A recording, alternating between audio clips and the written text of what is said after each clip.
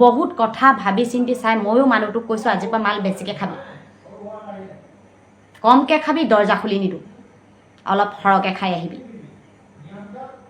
কথামতে কাম। বেচেৰা আজি ঠেংজুত খাই আহি শুই আছিল। মই বহুত ভাল পাইছোঁ।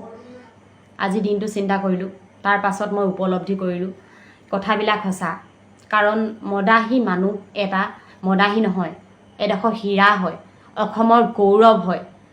কাৰণ সেইটো কথা আমি জানি থোৱা উচিত যে মদাহী মানুহজনে যি ঘৰ মানুহত মদ খায় সেই মানুহ ঘৰ কেনেদৰে চলিব যদি এটা মানুহে মদ খোৱা এৰি দিয়ে, তাৰ লগতে তাকে দেখি যদি 2 নম্বৰ এটাই মদ খোৱা এৰি দিয়ে, তেনেকৈ যদি এটা এটাকৈ মদাহী সংখ্যা কমি যায়, সেই মদ বিকা মানুহ ঘৰ কেনেদৰে চলিব? তেহেঁতৰ পৰিয়াল, ল'ৰা ছোৱালীয়ে পেটৰ ভাত কেনেকৈ চলিব? গতিকে মদটো খাব লাগে। মদাহীসকলক মই পূৰ্ণ সমৰ্থন কৰিছোঁ। কাৰণ মদাহীসকলে যিখন দোকানৰ পৰা অকল মালেই খোৱা নহয়, মালৰ লগত খাবলৈ চানা আনে। 1, 2, 3, 4টা মানুহে মাল খাবলৈ যায়। মাল খাবলৈ যাওঁতে 3টা মানুহে 3টা টোপোলা চানা নিলে, 4টা টোপোলা চানা নিলে। সেই চানাকেইটাই তেওঁলোকে মাল খায়। যদি সেই চানাকেইটা নোখোৱা হৈ যায়, মাল নোখোৱা হৈ যায়, তেন্তে সেই চানা দোকানখন কেনেকৈ চলিব? সেইখনতো ঘৰ পৰিবাৰ আছে, তেহেঁতিওতো চলিব লাগিব। লগতে ঘৰত যিসকলে মাল খায়, লাল বিয়েৰ আদি বস্তুবিলাক খায়, আনি পিনি যিবিলাকে চিচাৰৰ বটলৰ মাল খায়, বটলবিলাক ঘৰত ষ্টক কৰে। তাৰ ফলত ষ্টক কৰা বস্তুবিলাক কাবাৰীয়ে নিয়ে। কাবাৰীকেইটাই যদি তেনেকুৱা ধৰণৰ বটল নেপায়, তেহেঁতৰ পৰিয়ালটো কেনেকৈ চলিব? তেহেঁতৰ পৰিয়ালটো চলিবলৈ দিগদাৰ হৈ যাব। 1, 2, 3টা পৰিয়ালকে যদি চলাই আছে ল'ৰা ছোৱালীয়ে, এটা মদাহী এটা হীৰাতকৈ কম নহয়। গতিকে একদম সঠিক সিদ্ধান্ত লৈছে। কাৰণ তেওঁলোকে মদ খাবলৈ তেওঁলোকে টাৰ্গেট যিটো দিছে তাৰ সমান্তৰালকৈ চিন্তাও কৰিছে নহয় মদাহীকেইটাৰ কাৰণে। মানুহকেইটাই মদ খাওক, ঘৈণীয়েকহঁতকতো আঁচনিকেইটা ধুনীয়াকৈ দিছে ন।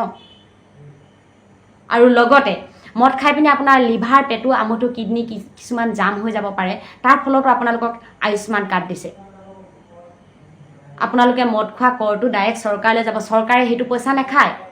চৰকাৰে সেইটো পইচা আপোনাক যিটো মদ খাই পিনি কিডনী, লিভাৰ, আমঠু, পেটুবোৰ যে বেয়া হ'ব, তাৰ ওপৰতে আপোনালোকক লাখ টকা আপোনালোকৰ ট্ৰিটমেণ্টৰ কাৰণে দিব। কিমান চিন্তা কৰিব আৰু মানুহখনে সহজ ভাষাত বুজি পোৱা নাই কেলে কথা। ইমান ধুনীয়া সহায় কৰিছে।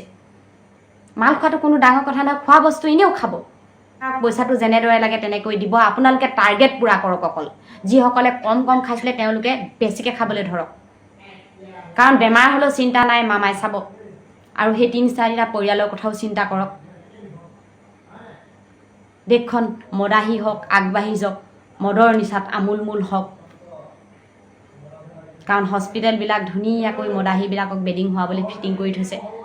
আয়ুষ্মান কাৰ্ডৰ সহায়ত দেখাব, দেহাও ঠিকে থাকিব। আৰু মানুহজনীহঁতৰ ইয়াত অৱদান বেছি।